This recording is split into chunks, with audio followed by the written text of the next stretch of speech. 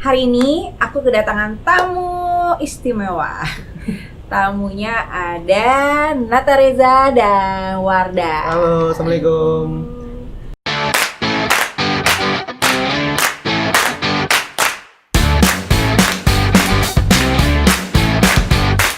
Ya, apa kabar? Baik, alhamdulillah. Nah, sekarang lagi pengen ngobrol-ngobrol nih sama Nata Reza dan Wardah. Ini di channel Keluarga Kece. Jadi yang nonton tuh emang kebanyakan keluarga-keluarga. Banyak keluarga muda juga. Jadi pasti pengen tahu cerita dari Nata dan Wardah yang mereka berdua ini viral karena nikahnya cuma butuh waktu 3 jam. Untuk memutuskan menikah ya. Untuk memutuskan menikah mereka hanya butuh waktu 3 jam. Tak perlu lama-lama ya? Tidak perlu lama-lama. Nah, gimana itu? Coba diceritain ke keluarga kece yang lainnya. Kok bisa toh dalam waktu 3 jam hanya di Instagram kok mau gitu diajak nikah? Awalnya sih sebenarnya aku yang nge-like foto Bang Nata yang muncul Foto di Explore. apa? Ya foto dia gitu. Dia foto diri gitu ya? Foto diri terus muncul di Explore ya. Biasa ya kalau kita buka Instagram kan kalau bosen pasti buka Explore kan. Oh, tapi nggak follow dia? Enggak, belum saling kenal, belum saling follow. Ngelihat muncul salah satu foto dia yang pas aku buka captionnya juga sedikit kayak menarik gitu kan. Apa? Masih ingat nggak captionnya? Kurang lebih pokoknya tentang kebaikan gitu kan. Akhirnya aku like itu satu foto terus agak kepo buka profilnya. Ternyata ada beberapa postingan yang tentang kayak dia pengen punya calon istri seperti apa gitu ya. Kayak menarik gitu aja, kayak kagum gitu kan. Akhirnya like di sekitar 3 foto atau 4 foto gitu yang aku like. Tiba-tiba dapat DM dari dia. Waktu 3 jam itu ya? Iya, pokoknya kurang lebih dapat DM, terus dia DM, assalamualaikum, jawab. Terus ya pokoknya dia langsung minta biodatanya aku dan langsung ngajak nikah malam itu juga. Langsung ngajak nikah atau basa-basi dulu? Enggak, langsung. Hai, aku mau nikah gitu, gimana? Enggak. Jadi prosesnya aku DM. DM-nya gimana? Assalamualaikum. Assalamualaikum. Tapi dia balas itu agak lama. Terus ketika aku balas itu, ketika dia balas, jadi cuma balas apa yang aku tanya aja, waalaikumsalam. Nah, hal sederhana itu membuat aku, wah ini wanita yang memang selama ini mungkin aku cari ya, tipikal seperti ini gitu. Padahal profilnya dia, profil Wardah nggak ada aku belum lihat wajahnya ya? Enggak. Nggak posting foto? Enggak. Posting foto tapi dia nggak menampakkan Kan, wajah. Iya, pakai ini udah. niqab. Memang udah dari jauh sebelum kenal Bang Nata udah pakai niqab. Oh, udah pakai niqab. Emang artinya bukan karena menikah ya, jadi emang udah lama pakai niqab. Waktu itu sempat ngeliat nggak nih, ini siapa cowok ini, apa kerjaannya? Oh, ganteng, wah ganteng juga ya atau apa gitu? Ya yang namanya istilahnya kayak kita masih sendiri gitu ya, ngelihat sosok seseorang yang mungkin termasuk idamanku juga gitu, tapi kan Secara sosok gitu ya? secara sosok, tapi kan aku nggak kenal dia siapa, nggak tahu kerjaan dia apa gitu kan. Cuman ya udah sekedar situ aja, tapi kita nggak saling follow-followan juga tuh waktu itu. Cuman dia kirim biodata karena waktu itu dia langsung minta line kan, kata dia punya niat baik nih. Jadi kayak aku jangan takut gitu kan. Akhirnya dia ngeyakinin aku, akhirnya aku kasih line. Dia langsung ngirim biodata, di situ baru aku tahu kalau dia seorang pengamen jalanan, belum punya tabungan. Oh gitu? Iya, bahkan masih tinggal di kosan, kata dia gitu kan. Oh, kamu sebutin di biodata itu apa pengamen adanya. jalanan. Jadi kayak dia bener-bener nyebut siapa diri dia tuh kayak nggak dilebih-lebihin gitu kan. Nah, dia akhirnya kan ngajak aku kayak mau nggak kamu ibadah bareng dengan aku gitu kan. Ya aku nanya kok dia bisa yakin, kan belum pernah ngeliat wajahku juga kan, belum tahu aku seperti apa, bahkan suaraku dia belum pernah dengar gitu kan. Cuma dari Instagram gitu ya? Iya, tapi dia jawabnya Allah kuasa, ya udah. Terus langsung jawab apa? Dia kasih waktu, katanya nggak usah jawab dulu. Aku gitu. kasih waktu, coba 3 kamu hari. tanya ke Abi, Umi, bagaimana, terus kamu istikharah. Ternyata setelah hari itu, hari Senin, dia telepon lagi, dia bilang dia mau langsung mastiin Mau apa enggak gitu ya? Iya, aku mau apa enggak, dan langsung nelpon Abi. Hari itu juga dia bilang ke Abi kalau dia mau nikahin aku. Terus Wardah jawabnya? Kalau aku sih iya aja. Iya aja. Terus selama waktu 3 hari itu nggak follow-followan? Belum. Udah nggak likes lagi? Enggak. Dan nggak ada DM Nggak lagi? komunikasi lagi. Nggak. Jadi 3 hari itu memang aku kasih dia untuk istiqoroh dan musyawarah sama keluarganya. Dan aku pun memang 3 hari itu aku gunakan untuk sama ya, aku istiqoroh juga karena penting ya. Nah, ini kan aku mengambil keputusan untuk sekali dan insya Allah selamanya gitu kan dalam hidupku gitu. Jadi aku memang meminta peran dari Allah untuk menunjukkan benar nggak jalan yang aku pilih. Dan masya Allah setelah istiqoroh hari ketiga ini aku langsung Hari pengen Senin, ketemu dia. Telepon Dia- itu loh. Enggak, jadi dia kan tinggalnya di Bandung. Di Bandung. Dia kan dari Aceh, kuliahnya di Bandung.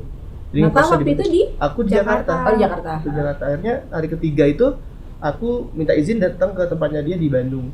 Ketemu, nah di situ langsung aku minta sama abinya secara personal langsung gitu. Dan alhamdulillah diberi kemudahan semuanya. Apa pertama kali yang ditanya sama abinya? Kamu punya apa? Enggak, jadi waktu aku telepon abi itu aku langsung ke poin ya. Aku nggak ada basa-basi apa-apa, cuman aku kenalan singkat siapa aku bilang apa adanya seperti apa yang aku tulis ke Wardah, ke DM-nya Wardah pada waktu itu, ke lainnya itu. Aku bilang aku Nata Reza dari Bangka Belitung, belum punya kerjaan tetap, belum punya tempat tinggal, penghasilan tetap belum punya. Pekerjaan aku hanya pekerja seni, pengamen jalanan. Tapi aku bilang sama abinya aku punya niat baik dan insya Allah aku bertanggung jawab. Hari ini aku pengen meminta untuk melamar putri Abi. Abinya cuman oh ya, ya mungkin karena udah musyawarah sama Wardah ya. Udah Tapi duluan ngobrol. ada syarat yang dilontarkan oleh Abi dan Umi ya. Aku di fase yang bagi aku pada waktu itu aku mencari seorang istri, aku melihat sudut pandang yang berbeda gitu. Bukan lagi dari kecantikannya, bukan lagi dari hartanya. Karena yang aku pikir hari ini aku harus melihat sosok pendamping aku kelak dari sudut pandang yang berbeda, karena dia akan menjadi orang tua untuk anak-anakku kelak gitu. Dan dia akan menemani aku seumur hidupku gitu. Kok aku yang baper ya? Jadi aku ikhlaskan untuk masalah fisik, masalah harta aku pun bukan orang berada. Aku pikir ketika kita berjuang bareng-bareng ya insya Allah kita akan lebih kuat fondasi keluarga kita akan lebih bisa menghargai hidup. Dan tiba-tiba syarat dari abinya cuma sederhana banget.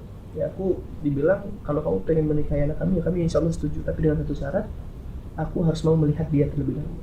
Udah, syaratnya itu aja.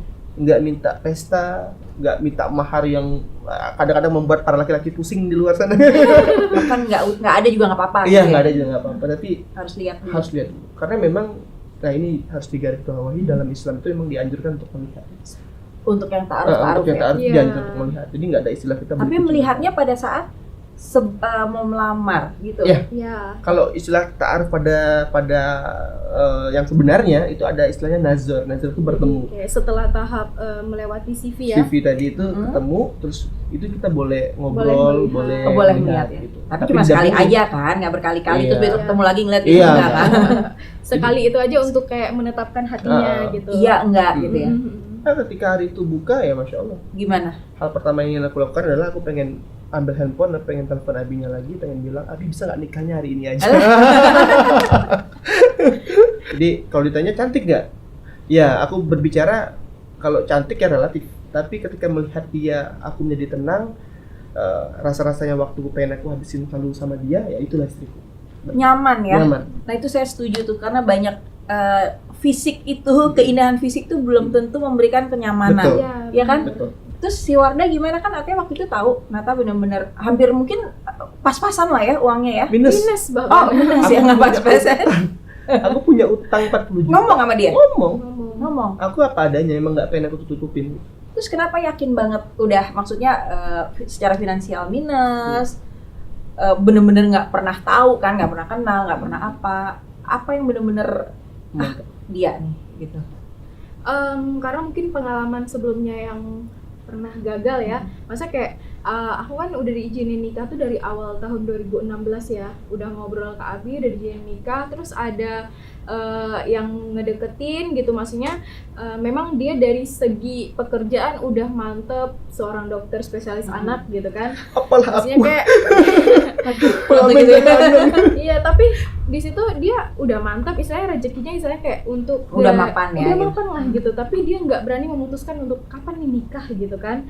Di situ aku ngambil pelajaran sih, belum tentu yang laki-laki yang memang udah mapan dia mau menikahi gitu kan. Ini aku datang sosok laki-laki yang memang dia di situ niat berjuang ada gitu, tapi memang belum punya. Dan waktu itu dia datang juga niatnya mau nikah, Mau- cuman dia tuh kayak belum ada target nikahnya kapan Oh, gitu. hanya baru niat gitu Iya, ya. jadinya kan aku juga nggak mau dong sebagai cewek, yang namanya cewek kan Nggak butuh mau digantung kepastian ya. Wow, gas Oh, bawain. ya. Iya, iya. Wanita tidak suka digantung. selang beberapa minggu langsung Allah hadirkan Bang Nata yang memang langsung ngajak aku nikah saat itu juga gitu. Ya aku pikir ini jawaban dari Allah gitu, karena aku butuh sosok laki-laki yang benar bisa memastikan gitu. Dan aku ngelihat Bang Nata bukan dalam keadaan dia seorang pengamen, tapi masa depannya, karena aku ngelihat dia mau berjuang gitu. Bener sih, maksudnya kelihatan kayaknya kuat nih orangnya gitu ya. Jadi mau bukan yang malas, bukan yang apa gitu. Karena kan aku dengar dari orang tua ya, hidup di Jakarta itu keras ya. Ya. Dan dia bisa hidup gitu, berarti kan dia mau berjuang Melakukan gitu. sesuatu gitu Iya, ya untuk bertahan gitu ya. Iya, dan aku ngelihat itu karena mau sebanyak apapun harta kita hari ini, kalau kita nggak mau berjuang ya udah bakal jatuh juga gitu. Tapi kalau misalkan Saya kita setuju belum juga punya, ini. iya kalau kita belum punya tapi mau berjuang, insya Allah bakal jadi sesuatu. Itu setelah proses yang oke, setelah udah ngeliat gitu, akhirnya sampai akad nikah tuh berapa lama? 2 bulan pas. 2 bulan pas. Sebenarnya malah lebih pengen lebih cepat. Karena Jadi awalnya aku tuh punya target nikah itu ketika udah udah dapet ngomong restu iya tuh, gitu ya. minggu depannya aku pengen nikahin dia Tapi di KUA Bandung. Kita karena pada waktu itu aku cuma punya uang di kantong tuh 300.000. Ya Terus uangnya kurang dong. uang receh-recehan. kawannya kurang. aku cuma bilang sama dia, aku nggak bisa nikahin kamu di Aceh karena padahal kan orang Aceh. Karena harus ini ya, naik pesawat, Iya. ada uangnya gitu. Iya. Aku cuma bisa nikahin kamu di KUA Bandung. Nah, jawaban istri itu sampai hari ini jadi apa ya? Jadi penguat aku sih. Gitu. Apa jawabannya? Dia kan kuliah di fashion design. Heeh. Ya pasti aku pikir dia seorang wanita yang pengen ketika menikah punya gaun sendiri yang diciptakan sendiri. Tapi dengan ikhlasnya istri aku bilang ya aku nggak apa-apa. Di Nikah Bandung KUA itu? Bandung nggak apa-apa. Kita nikah di KUA Karena Bandung. nggak ada duit intinya. Karena akunya nggak ada duit gitu. Karena calon suami nggak ada Iya. uang gitu ya. Tapi masya Allah keajaiban Allah datang. Tiba-tiba orang tuanya Wardah nelfon bilang kalian ini hasil musyawarah di Aceh. Di Aceh. Karena Wardahnya perempuan, dia kan berangkat ke Bandung untuk kuliah. Takutnya ada fitnah nanti kalau nikahnya di Bandung. Kok waktunya tiba-tiba cepet nikah gitu. gitu kan. Keluarganya di Aceh gitu Heeh. ya. Jadi kata Bi, ya udah kalian nikahnya nggak usah di Bandung, kalian nikahnya di Aceh. Wah saya sempat deg-degan juga, aduh ke Aceh gimana ya. Tapi sebelum saya netting terlalu jauh, aku bilang, Nata cuma datang aja ke Aceh, semua kami yang siapkan.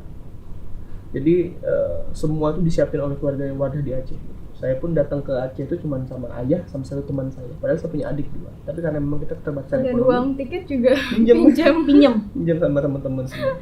Aku berangkat ke Aceh.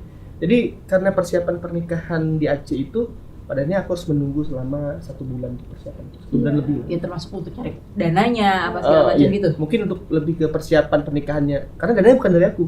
Oh. Dananya mah abinya udah ada, cuma Udah ada, memang dan- kita kan harus persiapan nyiapin. kayak kalau Aceh itu kan budaya kan Kental termasuk banget. Oh, jadi ada tetap pakai adat ada Iya. adatnya kan, biasanya ada inai gitu, terus kita nikah dengan resepsi di hari yang berbeda. Jadi ada hari inai, ada hari nikah, dan ada hari resepsi. Dipestain lah sama Dipestain sama abi. abinya ya. Makasih ya mertua aku, masya Allah.